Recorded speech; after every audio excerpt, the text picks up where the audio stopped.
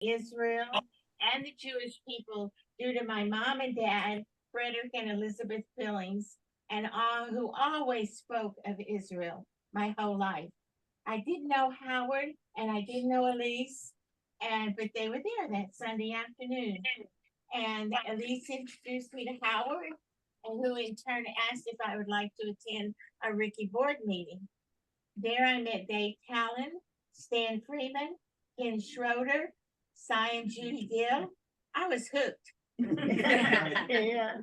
Okay. And they were so inviting to me at Gentile.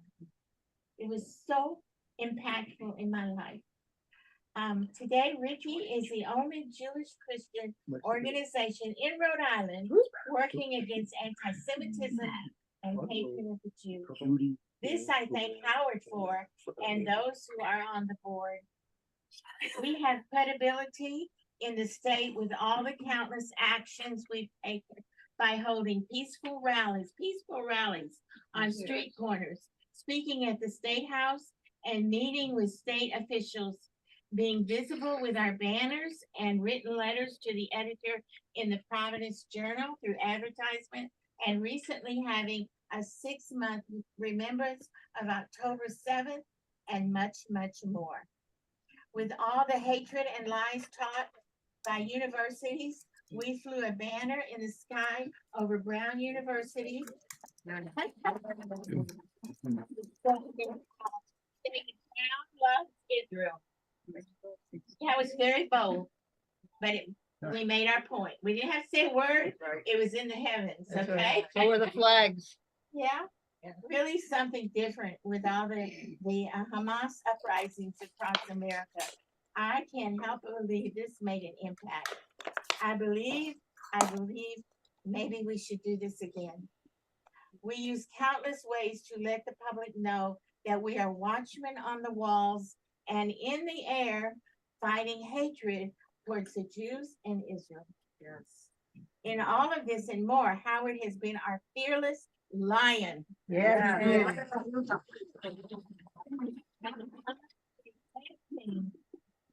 Gentle leader against delusion and dissension by those who hate the Jews and want to divide Israel and see it destroyed.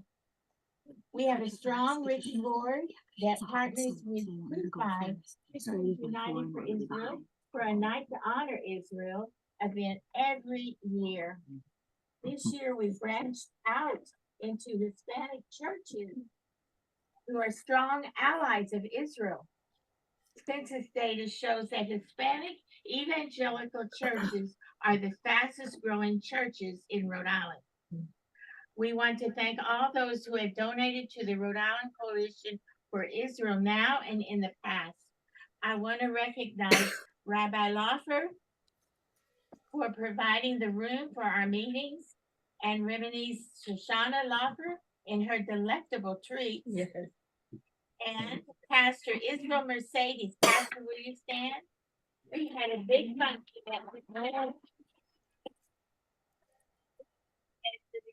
in Providence.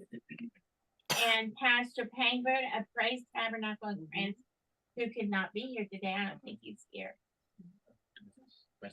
Huh? Pastor Chris Pfeffer. Is he here? No. Oh. He's flying out today. Oh, yeah. Yeah. And Pastor Pfeffer? Christopher Pfeffer. Pfeffer, see? We can't say other names either. See, I'm not the only one. Church in Seacon. And last but certainly not least, our many faithful donors who make all of this possible. You not only have encouraged us, but also are faithful in continuing to help us meet our goals. We appreciate each and every one of you, and you are indeed needed as we move forward. I close with a Torah reference in Genesis 12:3 that we use a lot. Wherein God promises Abram, I will bless those who bless you, and I will curse those who curse you, and in you shall all the families of the earth be blessed. Amen.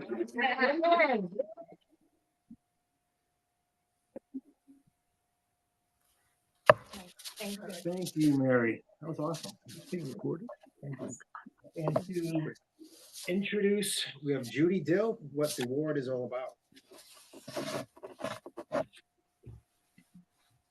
I'm Want gonna me to teach move, you how to pronounce I'm it? gonna move this over, even if you don't.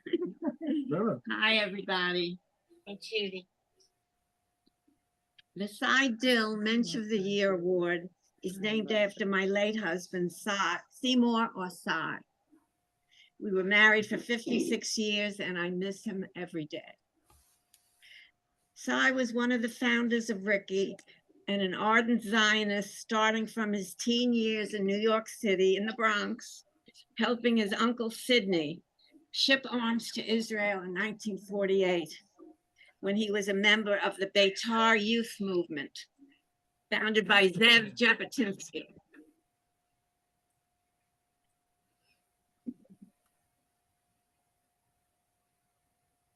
His uncle Sidney was years later buried alongside Jabotinsky in Long Island, New York, until the state of Israel moved Jabotinsky's body for proper honoring and burial in Israel.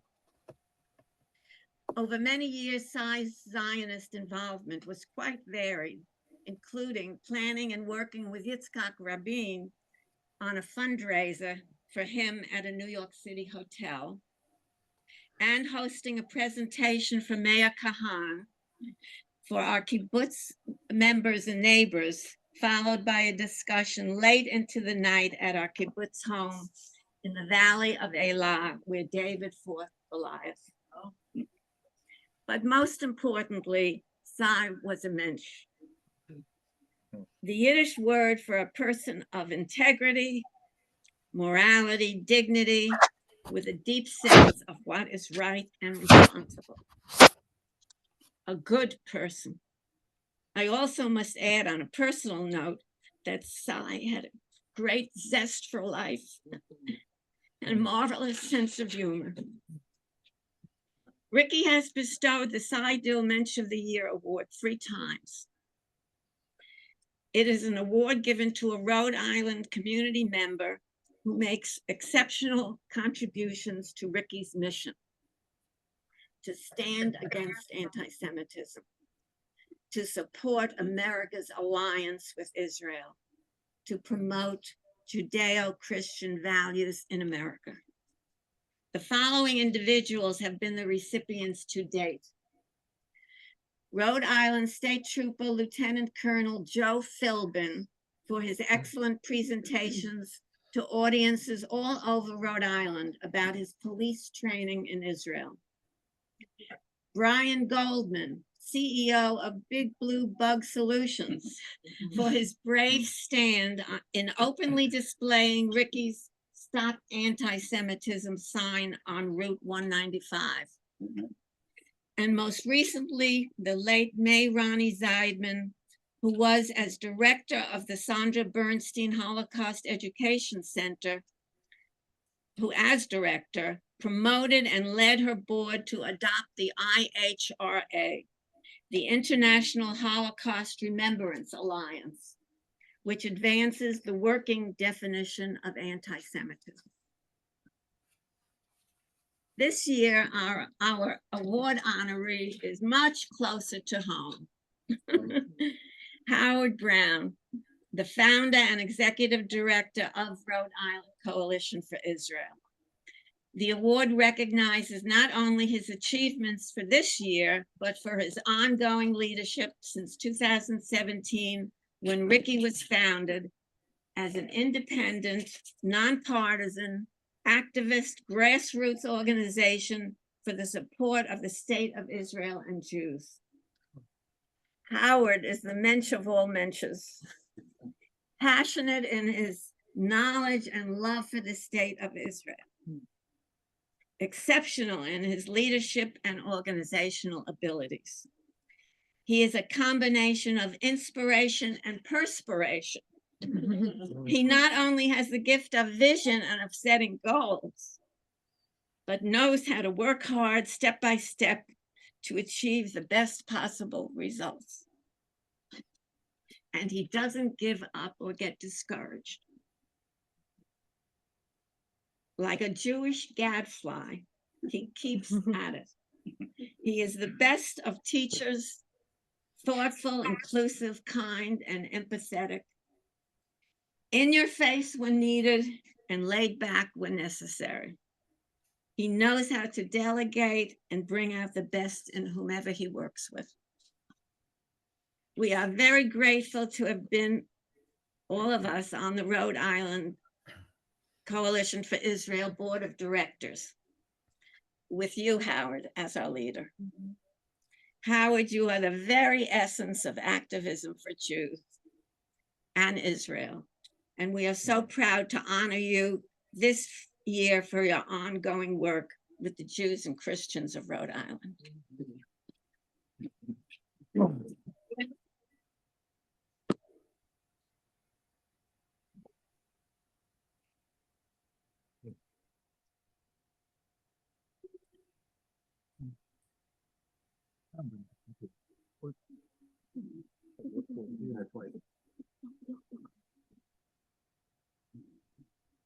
Thank you, Judy. That was amazing. And next, we'd like to have David Talon. Got a PowerPoint. And he's going to just give a bio on Howard. You know him for a long time? Yes, yes, I have. So that's my job. Say this is your life, Howard Brown. Howard grew up near Philadelphia. He went to college at Swarthmore. We're going to hear in a little while from his college roommate, Walt Prentice, about his poker skills. So something he carried over to RICI.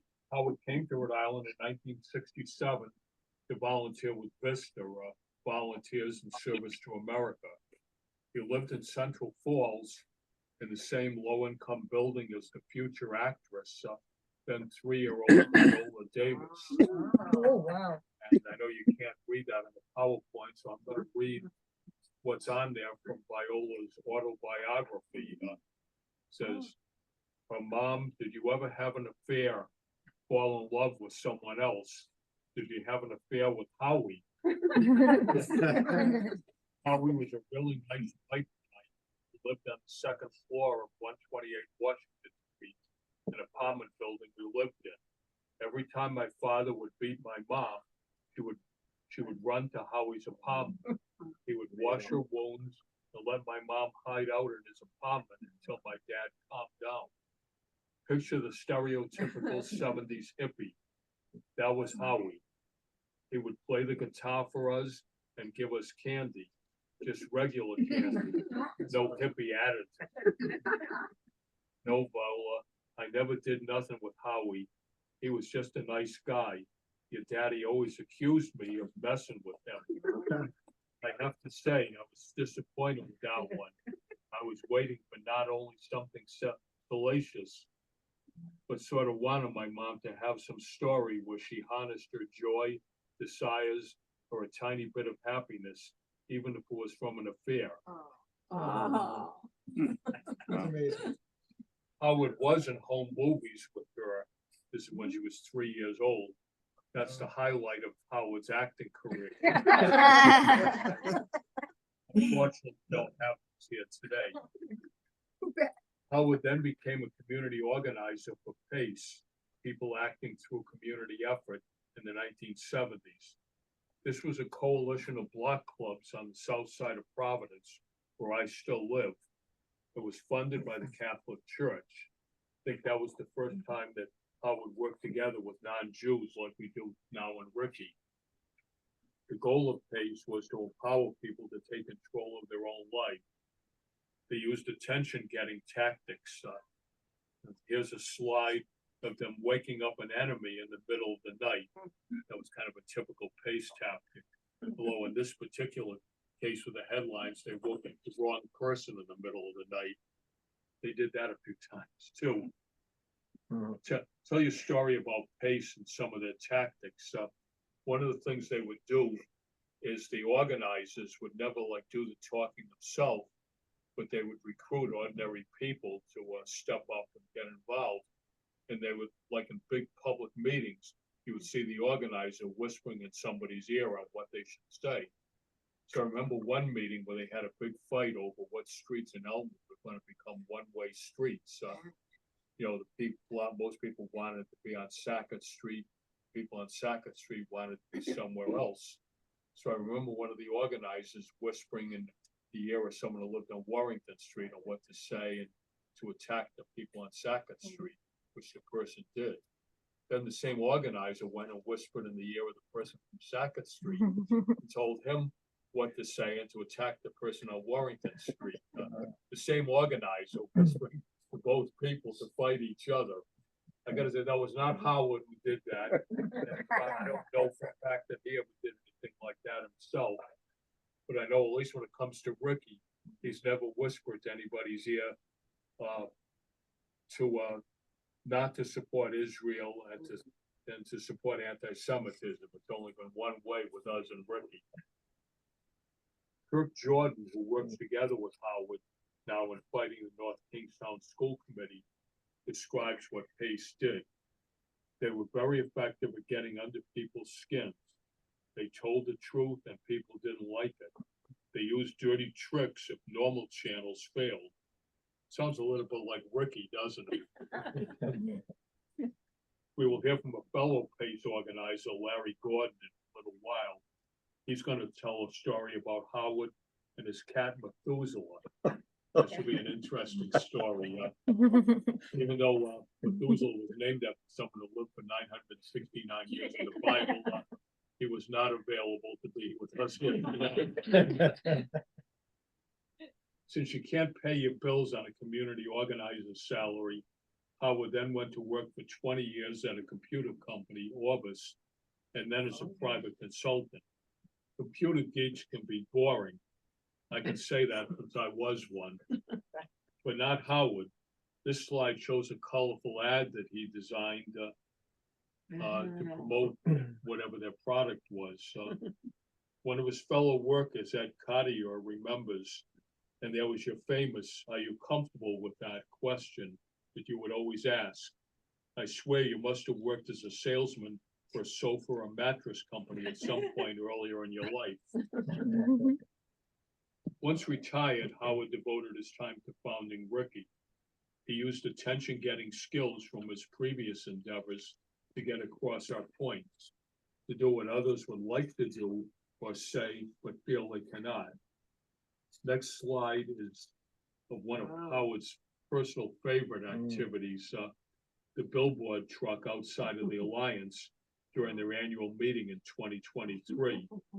It's one of the things it said was that their leaders betray the Jewish community, one of Howard's favorite sayings. Next slide is of the big blue bug making a statement. Howard was responsible for talking the Goldman family into doing this and making sure everybody who was stuck in traffic on Route 95 was going. Amen. Next slide is about RICI disrupting a BDS rally outside Providence City Hall using their own tactic. Well, actually, that's just of a bunch of demonstrators, something we've done quite a bit of in RICI. Then the next slide is about disrupting the BDS rally using their own tactics against them. They didn't like it too much. Tough. Oh, yeah. Oh, yeah. Next slide is of Howard making as a fashion trendsetter. Wearing the same shirt that he designed really stands out. And when RICI is at an event, they know we're there. And the final slide shows the Brown University commencement this year, where the RICI plane and banner took attention away from BDS protesters.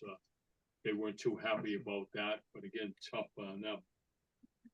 Later on, we're going to talk about Howard's longtime companion, May-Ronny Zeidman, and the award being given in her memory later on today. But I want to describe how they met in typical Howard fashion. They found each other on J-Day, the 21st century computer dating program for Jewish singles. According to the program, Howard was too young for May-Ronny. But as it turns out, everything worked out very well for 18 years. Wow. So Howard, thank you for all you have done. Thank you.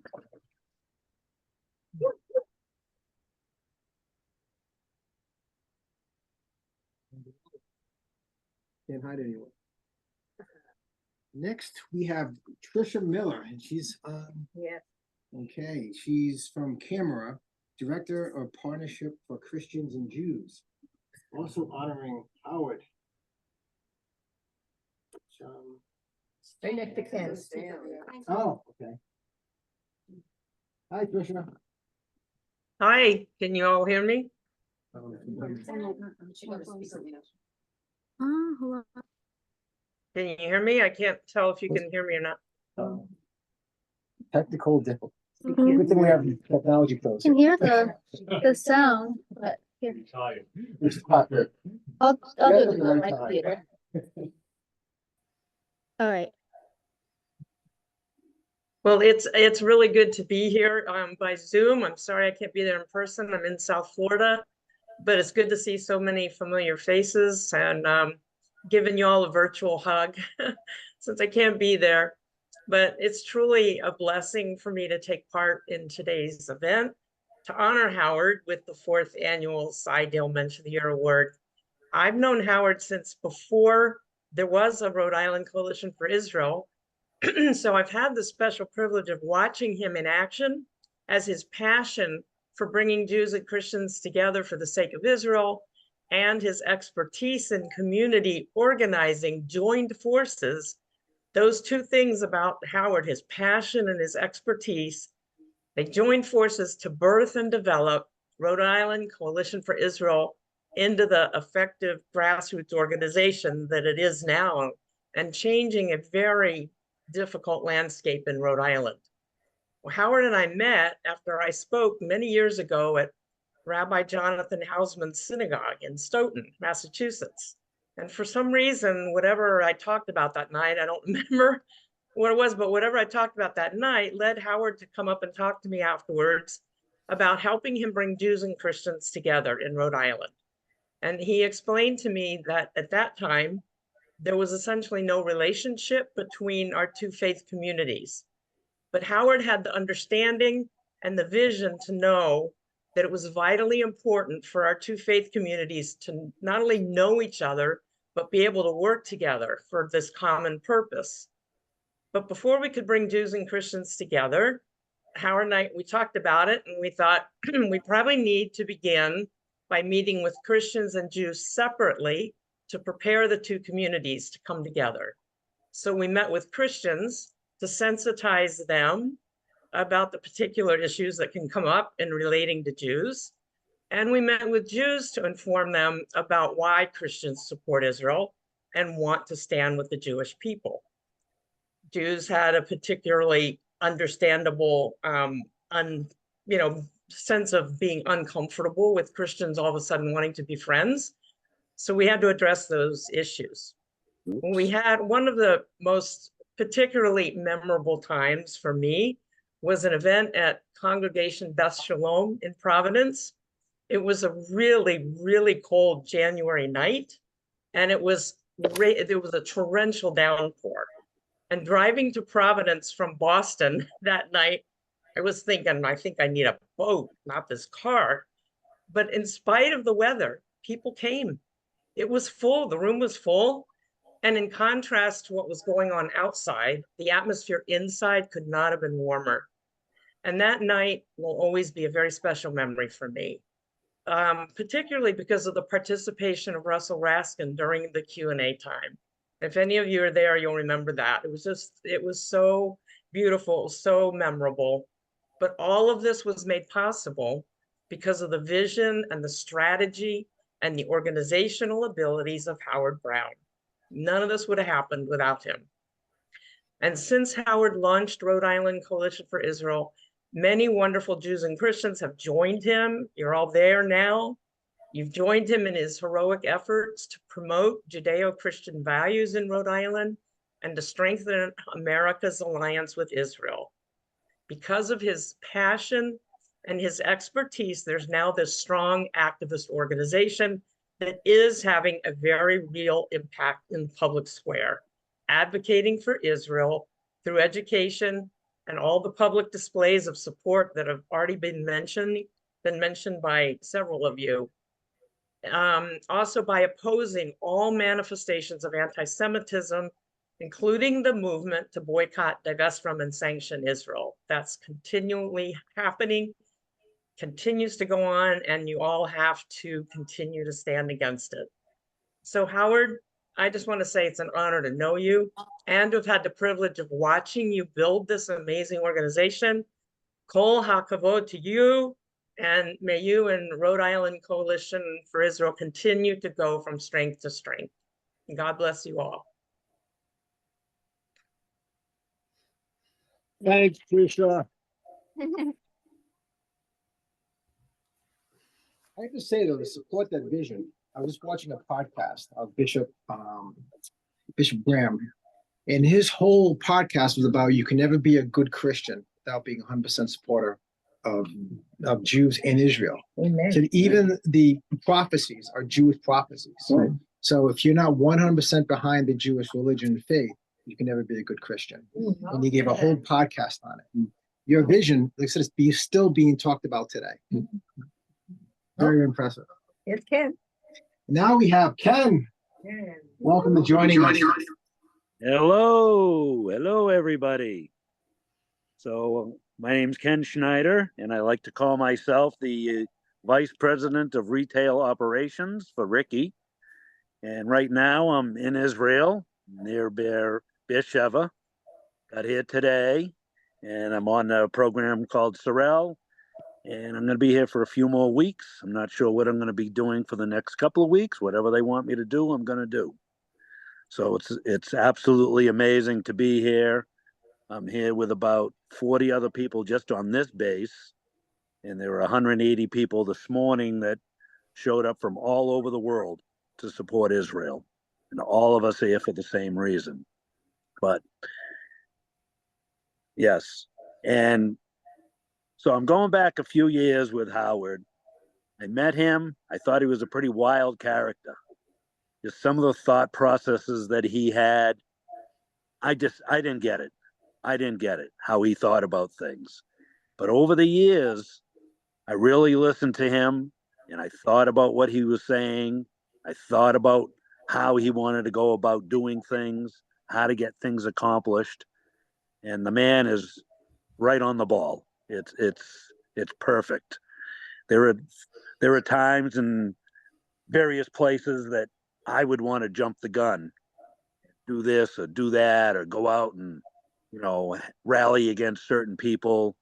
And Howard would sit me down and explain to me that there's a better way to do it.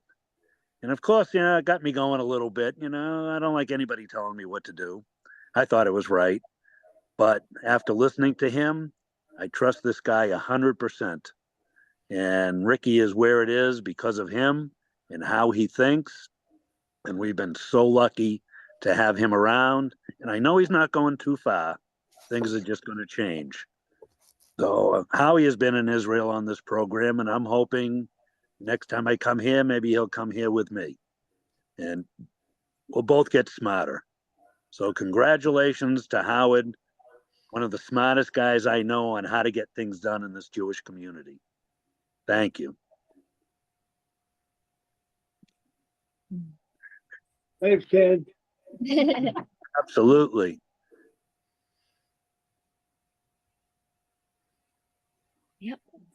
Next, I'd like to hear from Peter Meze, friend and supporter of RICI. Peter, welcome. Thank you very much. Can you hear me all right? Can you all hear me all right? Yes. Yeah, okay. Thank you for inviting me to say a few words this afternoon honoring Howard. By way of credentials and relevance, I would like to mention my background briefly. I was born in the wrong place at the wrong time. 1943, Budapest, Hungary was not a place where a baby should have been born, but I was. Thanks to my mother, I survived the Holocaust. Meanwhile, Eichmann was searching for Jews in Hungary to send to Auschwitz. My mother succeeded. My mother succeeded in saving herself and me, but my father and brother perished. This brief history I've only mentioned to provide me with the motivation to support Israel, Zionism, and to oppose anti-Semitism. Once upon a time, I was the treasurer and then became the president of the Holocaust Education Center, where I met May-Ronny, another great person.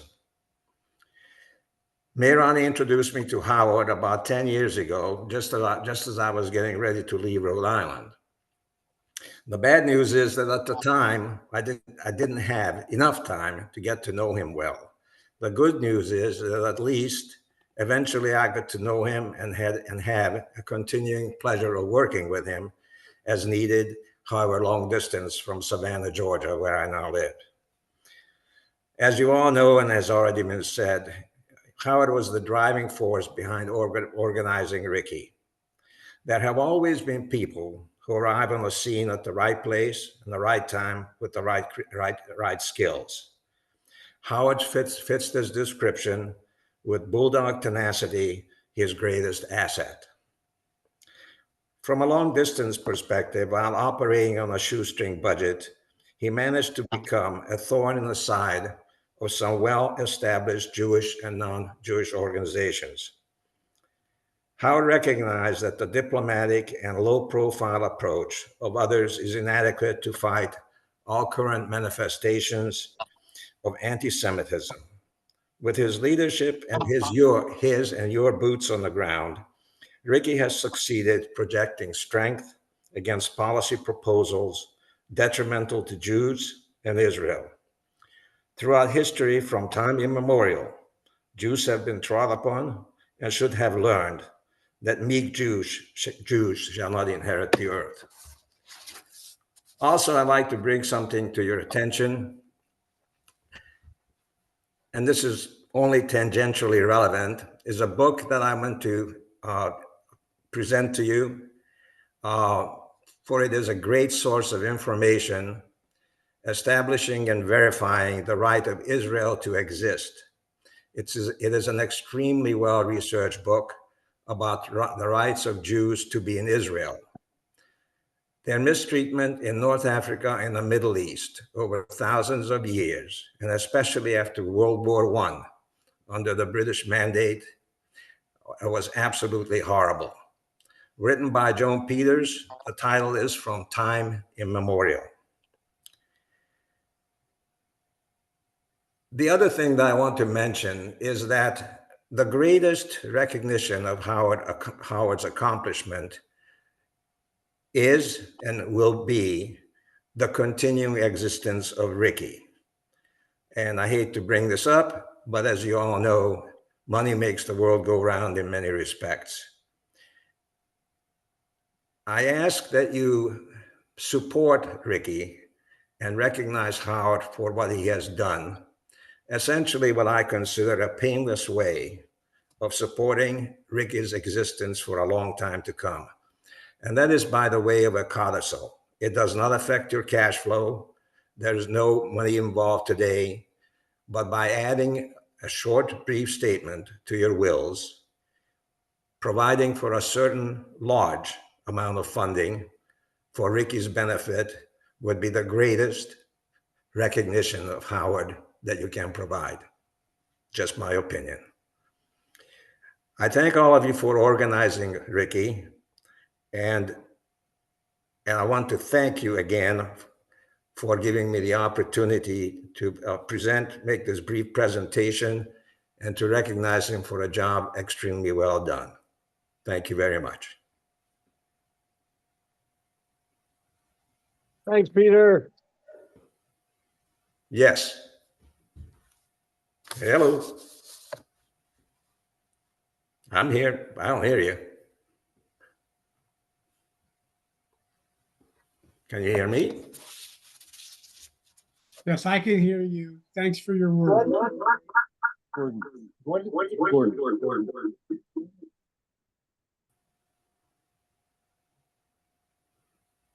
Larry Gordon is Howard's friend from the community organizing days. Okay, can you hear me? Yes. Yes, okay. I was going to begin by saying how honored that I am to be asked to make some comments today. But now, having been here for a bit, I want to say that I'm equally honored to have heard these stories about Howie and what I should say. I know you all refer to him as Howard. To me, he was and will always be Howie, but this means he's stepped up his game for you all. And so congratulations on that evolution. But in listening to these stories, I'm deeply honored just to be able to hear these stories. And I'm not the least bit surprised that Howie's talents and brains and expertise have been such a contribution to what you've built here. My story is going to be a bit more on the personal side. I first met Howie over a half century ago. And at the time, I was working for, also as a Vista volunteer, like Howie. I was working in Rhode Island for an organization called Fair Welfare, a civil and welfare rights organization. And the boss there, they decided they wanted to build a chapter in Central Falls. And they told me that the critical thing I had to do if I was going to be effective in building such a chapter was to get up and get to know and meet Howard Brown on Washington Street. So I got his phone number. I called him up. We set up a meeting, and he suggested, instead of just us meeting, that I come over to his house at dinner time. When I arrived, I soon learned that come over to the house around dinner time meant that Howie was going to cook and have dinner, and the two of us were going to talk. But not that he was going to be cooking dinner for me. When I got there, I'm the guy who was referred to earlier. I was going to talk about Methuselah. So it's really a story about Howie, but Methuselah is a bit of a foil for the story.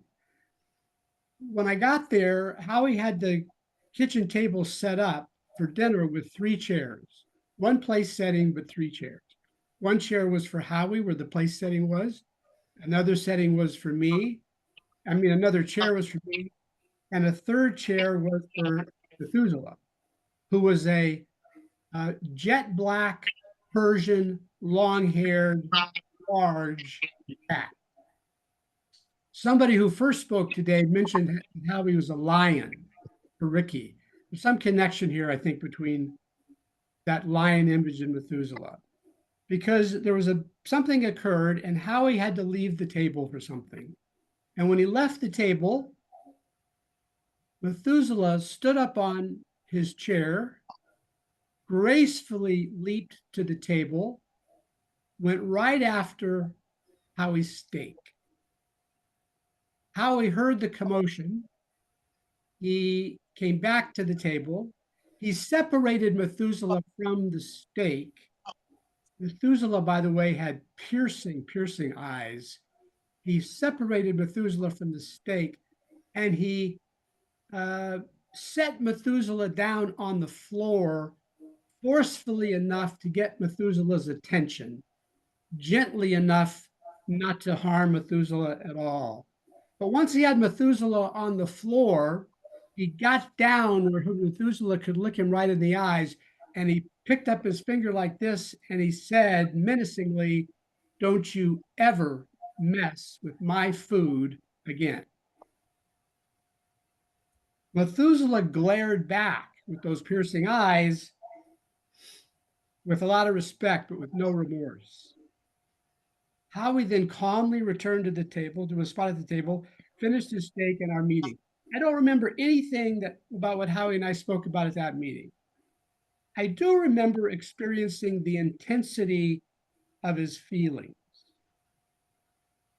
And I remember experiencing that both he and Methuselah demonstrated extraordinary willpower.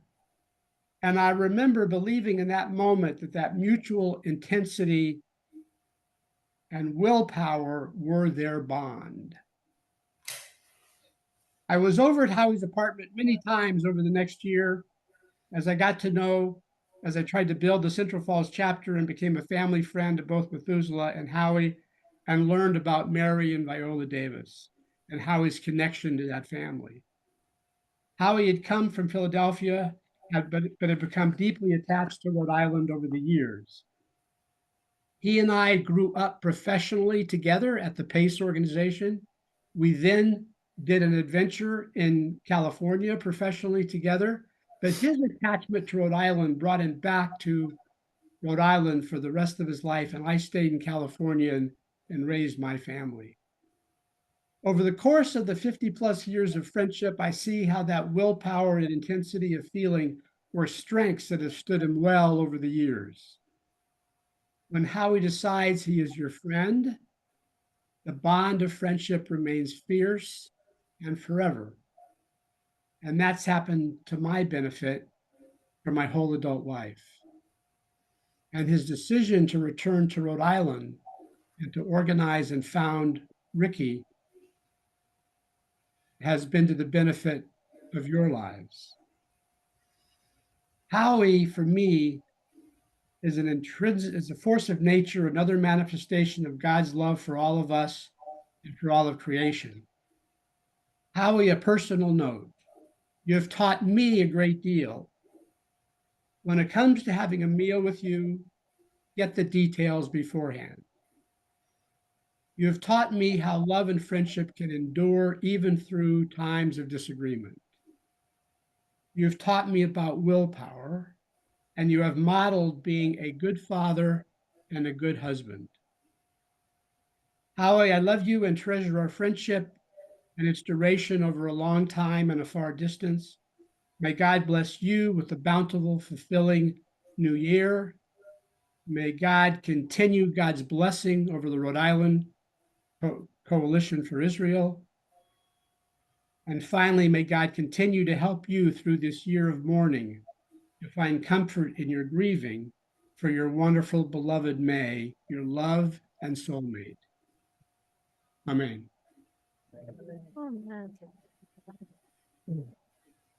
Thank you, Larry.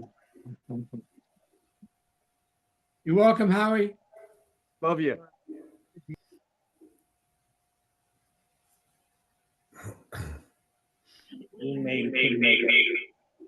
Guy named Walt Prentice. Familiar? Sounds like he knows you pretty well. Yeah. I can't say some of these things and open these them. I'm pretty impressed. Backbite. Well, Howie was my roommate. I'm speaking for him. Howie was my roommate and best friend in college in the mid-1920s. Oh, I'm sorry. 1960s. Sorry, Howard.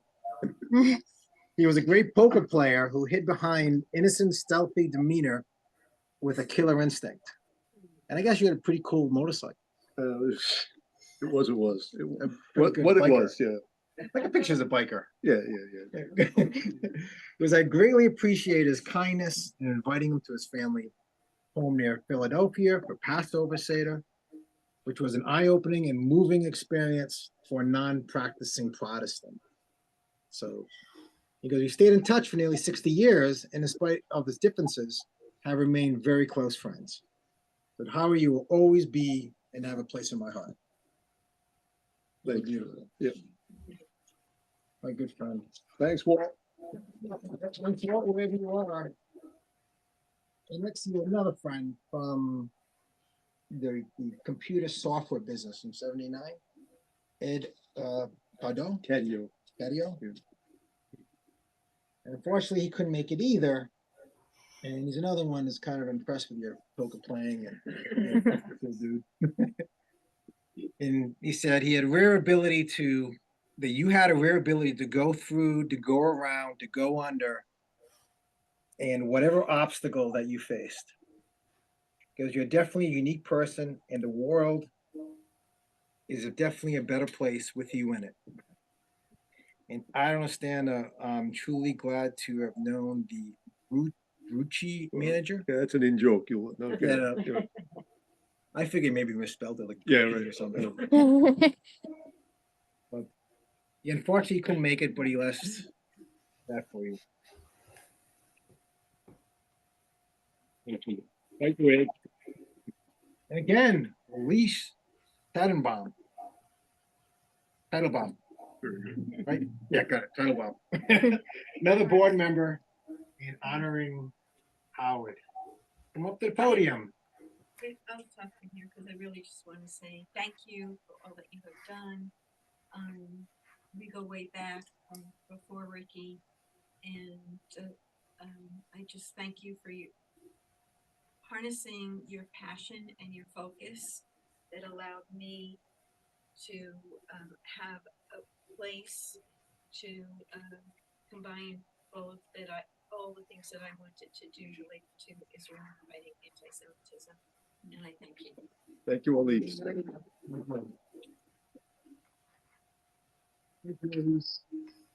We have another board member, Karen Hurwitz. Honoring Howard. Right. Okay, so Oliver Wendell Holmes Jr., I had to do this, because I'm a lawyer, who was Associate Justice of the United States Supreme Court, said, I think that as life is action and passion, it is required of a man that he should share the passion and action of his time at peril of being judged not to have lived. So Howard is truly the embodiment of that concept. He is pure passion transformed into action. I don't remember exactly how we got introduced, but I do remember very well our first meeting. Howard wanted me to go with him to talk to somebody who was very influential in the Jewish community to try to make him put pressure on the alliance to, I can't remember what this item, the action item was, but it had to do with standing up for the Jews, which the alliance was not doing. So we met in front of this guy's office and introduced ourselves. And the first thing Howard told me was to let him know if I thought that in the meeting he was being too pushy.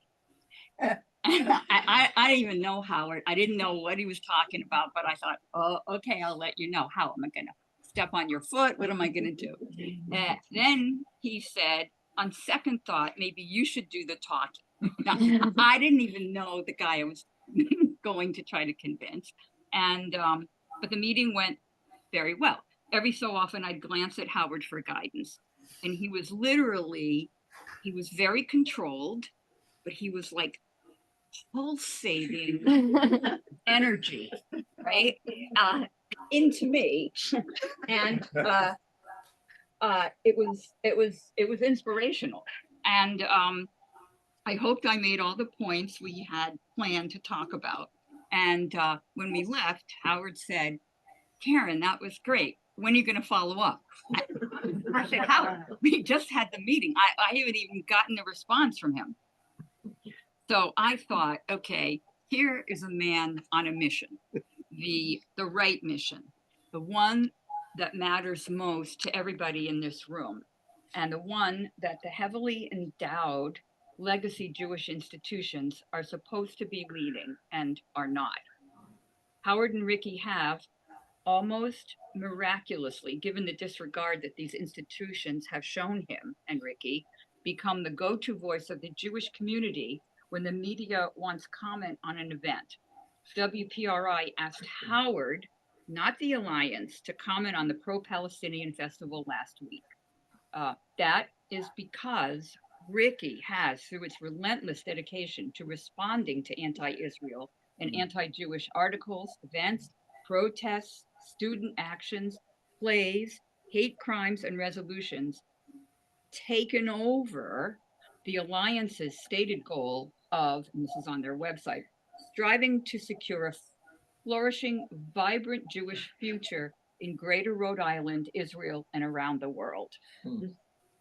Thank you, Howard, for leading this charge, for building an organization that has forged relationships with groups and individuals throughout Rhode Island who unceasingly act in support of Jews and Israel in this very perilous time.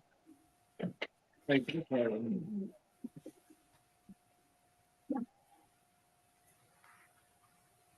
Beautiful. Now, this is a treat. We have Pastor Israel Mercedes, pastor of the local pro-Israel Hispanic Church in Providence. Come on down. Thank you, Thank you Pastor. very much. Thank you. It's a great honor to be here. For me, I feel that it's a great honor to participate in this event, doing something a little bit in favor of Israel. For me, it was a blessing. My father was a pastor back in my country, the Dominican Republic. And I don't know if his father or mother, but they named him Israel. Oh. And then when I was born, there was 8 of my family. And there's a Moses, my oldest brother, there's Philip and Stephen. But when I was born, my mother says that he said to him, I want to give him my name. So he named me Israel. Wow. So I'm Israel Junior. And I said, God, if you give me children, I would like to have an Israel too. So I got Israel the third. And I said, well, I told my son, if one day you have a son, I would like you to name him Israel. So we got Israel the fourth. Amen. I always dream of being part of Israel. I always dream to visit Israel.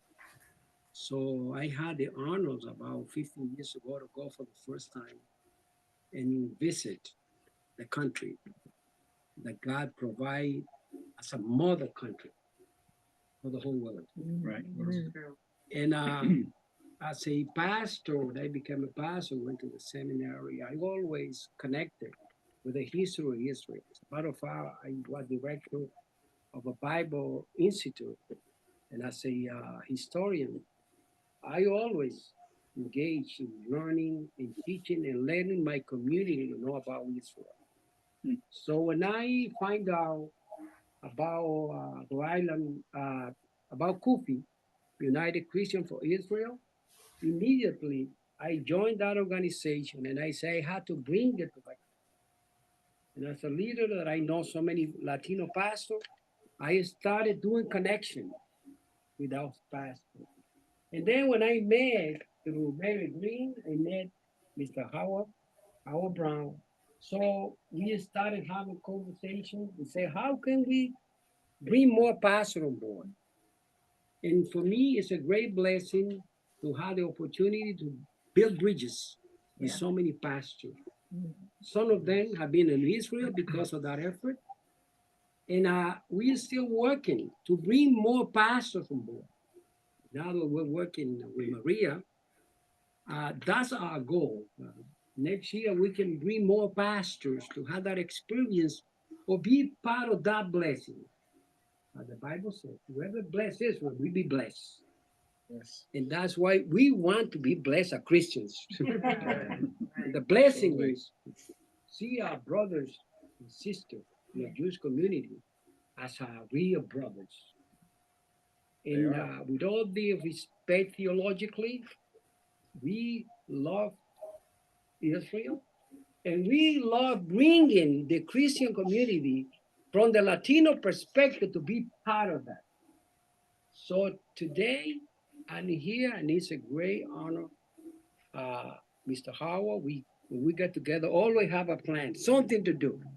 He's a man of a planning machine, always doing, let's do this, let's do that. And every time that he say, Israel, what about this? I'm a person like to say yes. So we always pray together. We'll be having prayer event, we'll be having community.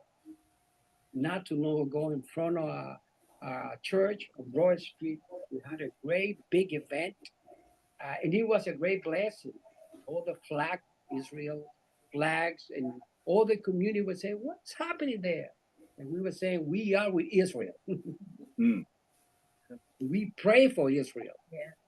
And we think about Israel. And now those time of conflict, we've been telling our community in the radio and in other means of communication, pray for Israel. So for me, humbly, this afternoon, I bring this message to our community, and I hope that we can grow that connections, and we can bring more people on board. And I thank the leadership of Mr. Howard Brown. Thank you.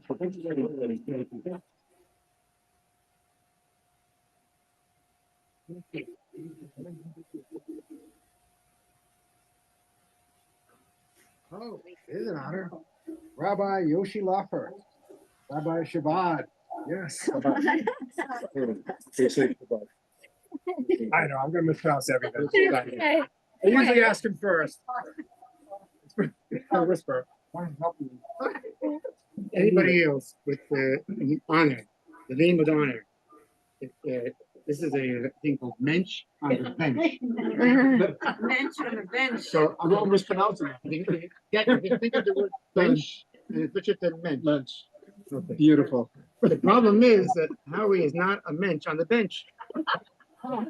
He's a mensch of action. Yes. He doesn't just sit there on the couch. No, right. He's not a sideliner. That's number one. Number two, his Hebrew name is Yosef, Chaim Yosef. And I mentioned before about passion with action. Chaim means life. To me, that resembles passion. Yosef means to add, to do more, represents action. So his name, Chaim Yosef, is passion with action.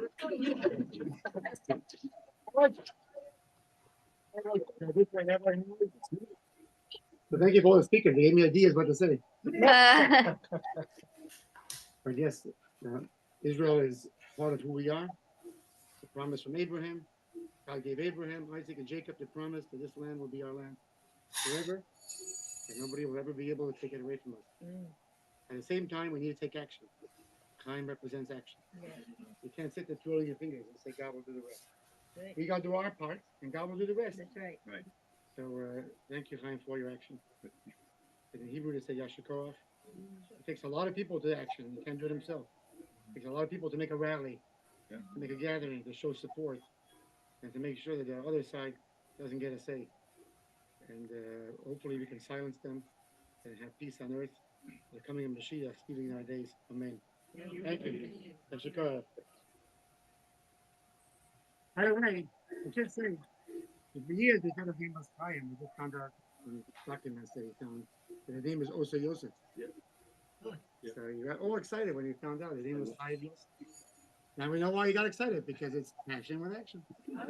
That is awesome. And Judy, we're gonna hand the award. Oh, wait a minute, who is the recipient? Can you figure it out? It's gonna be a surprise.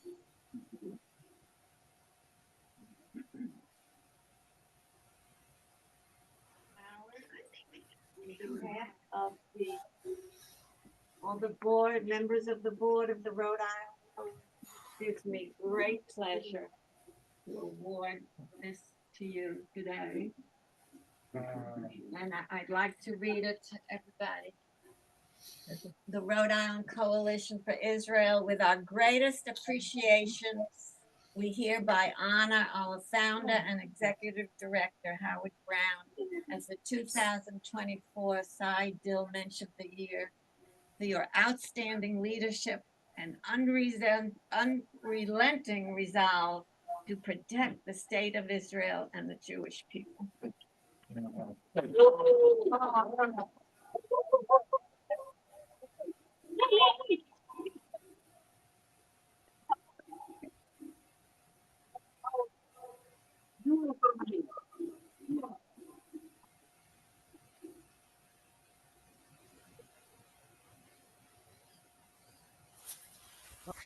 He deserves it. He deserves it.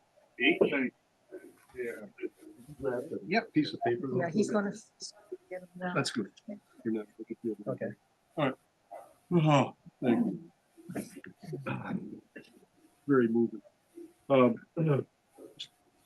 Just have a couple of minutes of comments I'd like to say. One is that there are only so many ways to say thank you. This award is truly the most gratifying professional honor of my lifetime.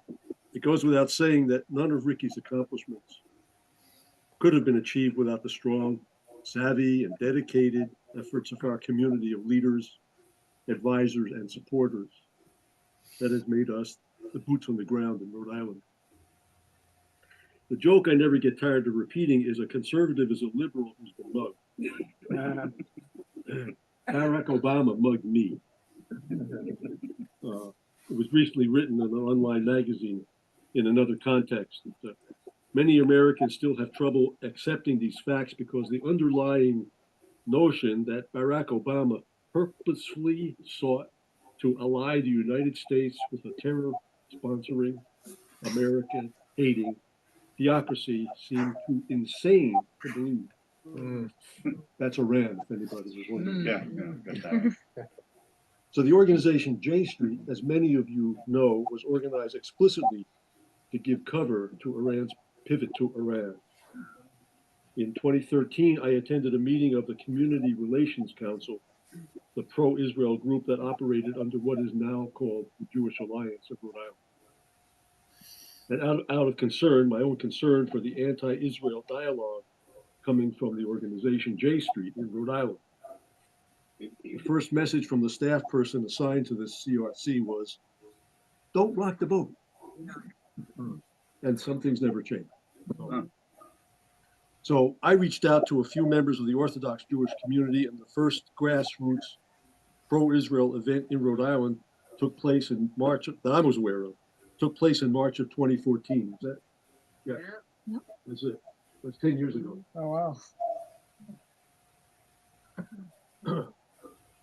Two of the members of that organizing committee were Cy and Judy Dill. The film was produced by our friends and Americans Peace and Tolerance. From that time on, I have tried to follow two basic principles. The first is that anti-Semitism and anti-Zionism can best be described as the organization of politics against the Jews. That comes from the retired Harvard professor Ruth Weiss, W-I-S-S-E. Brilliant person who wrote a book you should all read called Jews and Power. The second principle I've tried to follow is all politics is local. That comes from Tip O'Neill, right? So with Hashem's help, that early effort and follow-up resulted in RICI's eventual formation in 2017. Along the way, the people in this room and on the Zoom, and many others, including this Chabad, Praise Tabernacle Church, lately Faith Christian Center, have found in each other a community, a sane place to live out our deeply held convictions. And today we are broadening our outreach to the Latino community and others, and we are recognized as a force both by the media and our mortal enemies at Jewish Voice for Peace, which is not Jewish and is not for peace.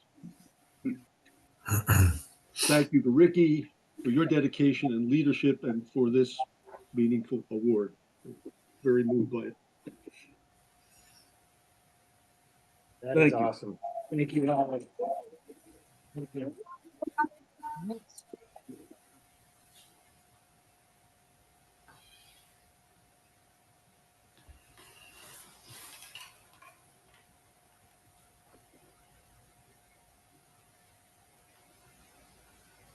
So, can we move on now to the next one? Yeah. Okay. Let's do it. So, as many of you know, my late partner, May-Ronny Zeidman, who passed away in March of this year, along with an admirable record of creating a sustainable funding base for the Sandra Bornstein Holocaust Education Center during her 16 years tenure as executive director, she accomplished another feat of equally long-term importance, which Judy mentioned, educating the Sandra Bornstein Holocaust Education Center board about the IHRA working definition of anti-Semitism and that organization's formal adoption of it. For the latter, she received RICI's Mensch of the Year award in 2021. Along the way, she instituted an immensely popular program, the Holocaust in the Arts, whereby middle and high school students' creative responses to the Holocaust are recognized annually. In light of the above, the RICI Board of Directors has instituted a special award, the May-Ronny Zeidman Arts in Advocacy Award. This year, the award carries with it a cash grant of $540, which is a multiple of the magic 18, to help finance activism in support of RICI's mission. It's being awarded to Andrew Pessin, who I will just tell you about. Andrew Pessin is a philosophy professor at Connecticut College and the campus bureau editor for the Allgemeiner, an online news outlet that focuses on matters concerning Jews in Israel. His keen awareness of the hostility to Israel across college campuses has led him to work on Jewish and Israel studies. He has published many dozens of articles, now has a Substack on which to disseminate them, and his recent books include Anti-Zionism on Campus, Documenting the Phenomenon, and Poisoning the Wells, Anti-Semitism in Contemporary America, which unfortunately is compellingly timely. He's also published 4 novels, including Nevergreen, a satirical account of campus cancel culture and its ideological excesses, and most recently, Bright College Years, about how those shortest, gladdest years impact us and our later trajectory through life. His 15 minutes of fame came from portraying the genius on the David Letterman show. Currently, he is a delegate on the One Jewish State slate of the American Zionist movement.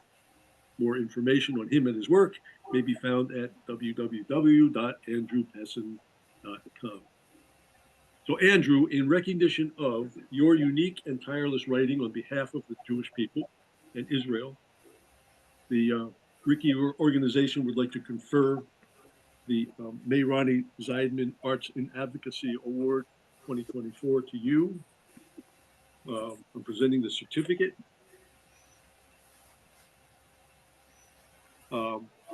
Which says the following award is given to Andrew Pessin in this time of peril and in the face of risks to your personal well-being and career success.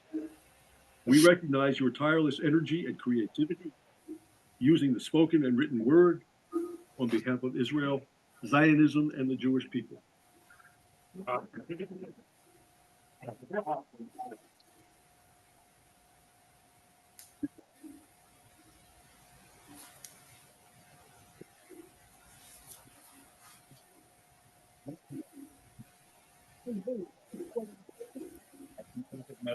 Honored to see that round was really my hero. Thank you, Howard. This is meaningful to be paired with you in this way. Thank you to RICI, all of whom are my heroes, the whole board and the people who show up. Thank you to Chabad, not just for hosting this, but Chabad has really showed up on campuses over the past many years, but especially over the past year. It's on many campuses, the Chabad House is the one place where they're just unabashedly, unapologetically Jewish and pro-Israel, and it's been life-saving for many, many Jews. So thank you to the organization and the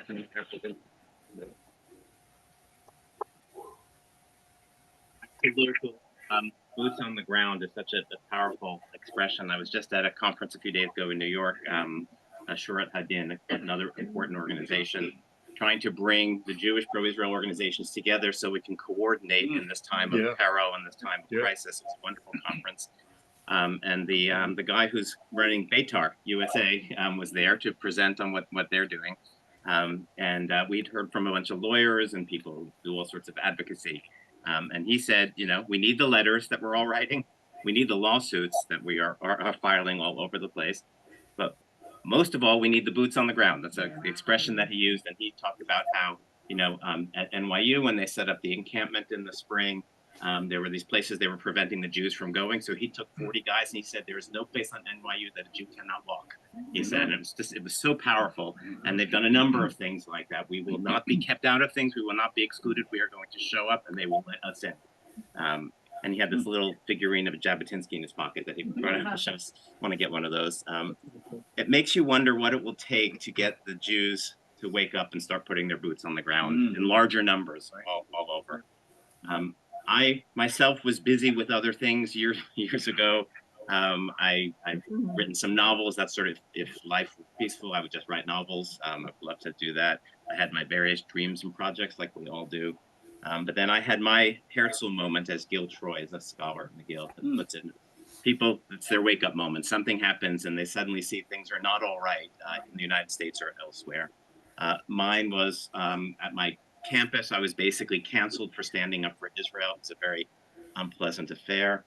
It nearly, this was 10 years ago, it nearly broke me. Not just the details of the attacks on me, but the masks coming off. Suddenly seeing not merely clearly that anti-Zionism is anti-Semitism. There's all sorts of ways to pretend that it isn't. Once you see it, you cannot unsee it. But also seeing just how much anti-Semitism there was everywhere, certainly on my own campus, on many campuses, and growing in America and the academy in general. Thanks to a lot of support I received at the time from my wife, from some friends, but mostly from the Zionist Jewish community who sort of rallied behind me. I recovered from that and began to be active. Now that I'd had my Herzl moment, I realized I needed to reorient what I was doing with my life. I joined the Allgemeiner, a wonderful news outlet. You should sign up for the free daily newsletter to just stay abreast of what's happening. I became the inaugural campus bureau editor because the Allgemeiner realized 10 years ago that the campuses are a hot spot that needs to be watched. So I've been doing that for almost 10 years now. I began working Zionism into the curriculum on my campus. So I'm teaching all sorts of Jewish studies and Israel studies. I teach a seminar, a first-year seminar every year, Zionism and anti-Zionism. I'm teaching in the spring, American Zionism and anti-Zionism. The word Zionism has to be on the curriculum, right? To reclaim that. Right? In this position, in the Allgemeiner, reoriented over the last 10 years, I've watched the trajectory getting worse and worse. I've been writing voluminously on it. There are two main factors. I've written about this. Happy to talk afterwards if you like. But it's, of course, the BDS movement, boycott, divestment, sanctions, which is about 20 years old, combining basically with progressivism and wokeism, which has created this unbelievably anti-Jewish atmosphere throughout the entire academy, not just in the streets, not just the thugs, old-fashioned anti-Semitism, that's there too, but amongst the most elite institutions and the most elite people in our culture, the thought leaders and the culture leaders. It's now conquered academia, media, the corporate world, etc. The 2021 war, you remember, it seems almost peaceful in retrospect, but the war with Hamas, the response to it on campuses was so unbelievably scary. This was the first real appearance where the anti-Zionists, that's the nice word for them, were accusing Israel and Jews of Jewish supremacy. So that's already Nazi language that they're basically using there. And in the academic world, white supremacy is the most evil thing. So Jewish supremacy was deliberately going to echo that. And I remember thinking, oh my God, it can't get worse. I mean, I was stunned at the language.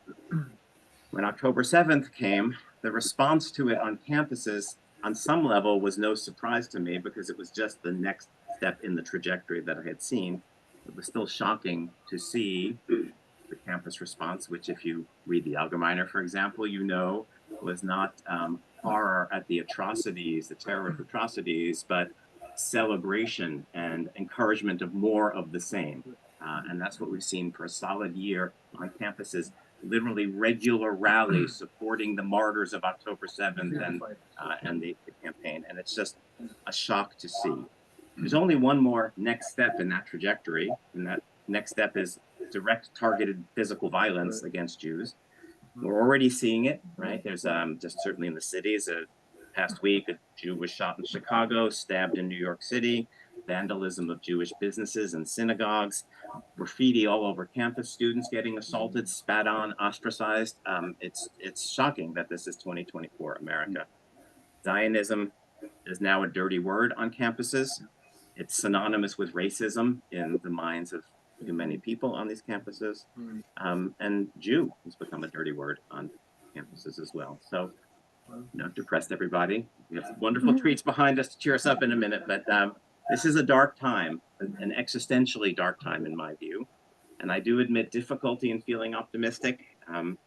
But if there is optimism, it's in groups like RICI, people that are still willing to stand up for the truth, stand up for the Jews, show up against this tidal wave of hate that we're feeling, and put those boots on the ground, not be cowed and not cower. So as long as there's RICI, the battle is not lost, and there's hope, some hope that maybe it can be won, things can be turned around. So I'm flattered to be honored by the people of RICI who are doing the work that needs to be done. I thank them for the recognition, but mostly thank RICI for who they are and what they do. So thank you. Mike, can you do a group photo with everyone before we eat? Can you do a group photo with everybody? Yeah.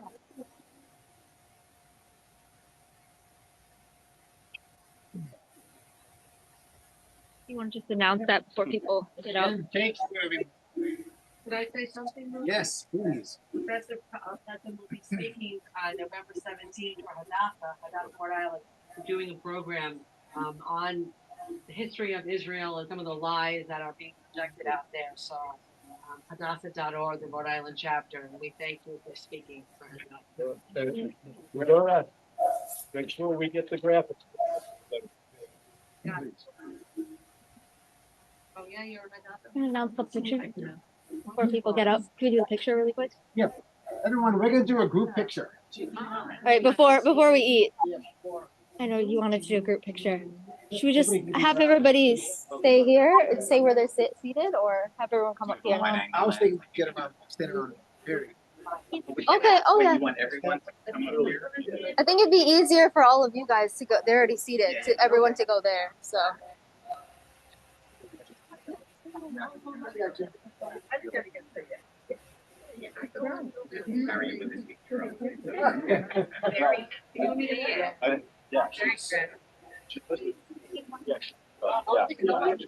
right, I think I can close.